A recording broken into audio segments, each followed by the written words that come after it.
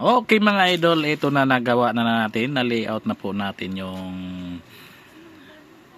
OPT. Ayan, no? Na layout na natin mga idol. Ayan, yan yung pagli-layout nya. Ayan. So ayan, ikakabit na lang natin to bukas mga idol para malaman nyo kung uubra ba talaga tong pag-upgrade natin.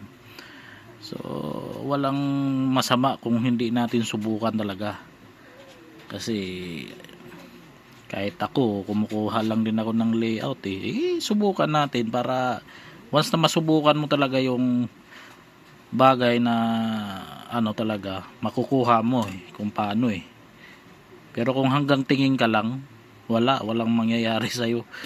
Kailangan subukan natin para sa sunod di alam na natin yung parang mga ano dun. So ayan mga idol basta ang palatandaan dito mga idol sa supply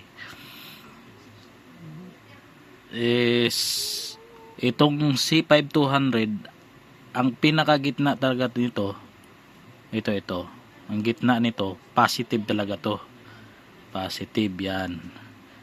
So dito na yan magdi-drain mga idol papunta ng dito sa mga resistor, yan papunta na ng pinaka amps nya. So ayan mga idol, pag C5200. Pag dito naman sa sa isa na 1943, ang gitna nito mga idol is negative. So nakakonekto ang negative sa capacitor ng amplifier. So, negative ito negative. Ito naman positive sa capacitor din ng amplifier. Kaya yun ang palatandaan nyo, kailangan hindi magkapalit to, kasi kung magkapalit yan putok yan, sabog yan mga idol. So ayan, bukas na lang natin ikakabit to para malaman natin kung